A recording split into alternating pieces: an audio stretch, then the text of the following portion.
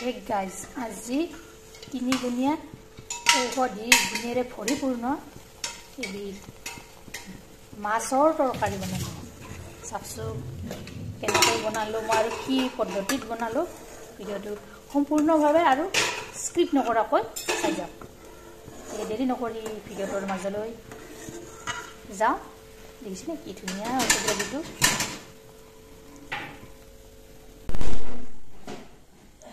Tantana, hey guys, আজি কি বনাম জানেনে? আজি বৰ মানিমুনি, সৰু মানিমুনি, তাৰ পিছত আছে নৰসিংহৰ পাত। আজি বনাম কি ৰেউতে? শিঙি মাছেৰ ৰেউতে। এছ ভিডিওটো চাই থাকিব সম্পূৰ্ণভাৱে আৰু স্ক্ৰিপ্ট নকৰাকৈ।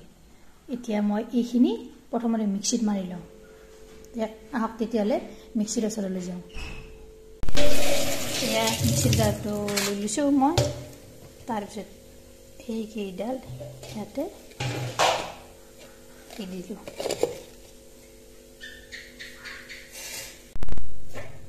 ইয়াতে দিলোঁ এতিয়া পানী অলপ ঢাকনিখন মাৰি দিলোঁ। দি এইখিনি মিক্সিত মই পিচি লওঁ। এইখিনি ইয়াৰ মিক্সিত মই মাৰি লৈছোঁ। চেকনিৰ সহায়ত এইখিনি ইয়াত চেকি লৈছোঁ। এইফালে মাছখিনি পিঁয়াজ এটা কাটি লৈছোঁ, আদা নহৰু আৰু জলকীয়াৰ পেষ্ট। এইফালে কেৰাহীটা গেছৰ ওপৰত এনেদৰে পাতি দিছোঁ। তেলখিনি দি দিছোঁ মই একেলগে। তেলখিনি গৰম হৈছে। এতিয়া ইয়াত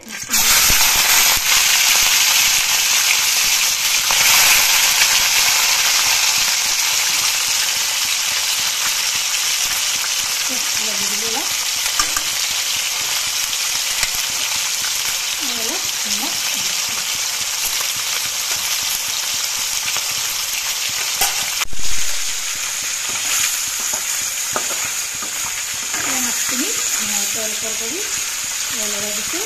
অলপ ফ্ৰাই কৰি লওঁ।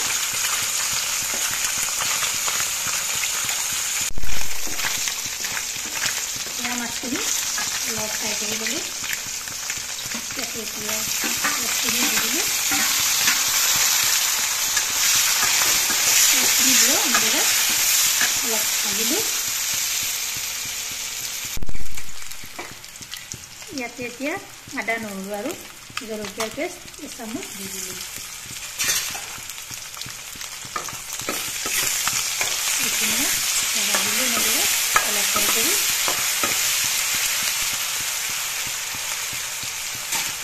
ইয়াতে এতিয়া হালধি দি দিম এচামুচ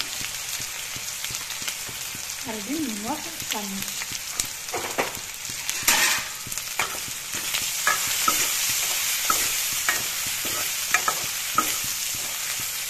এইখিনি এনেদৰে অলপ সময় ভাজি দিলোঁ।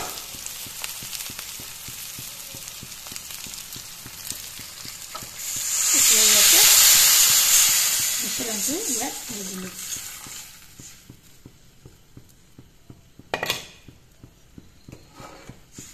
এতিয়া ভালদৰে মই 10 মিনিট সময় উতলিবলৈ দিম।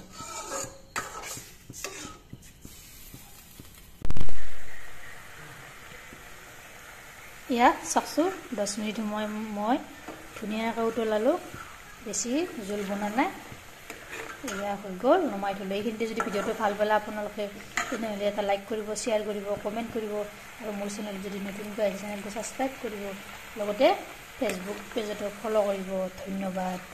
জয় আই অসম। এয়া বল এটাত মই বাকি ল'লোঁ। দেখিছেনে কি ধুনীয়া আছে।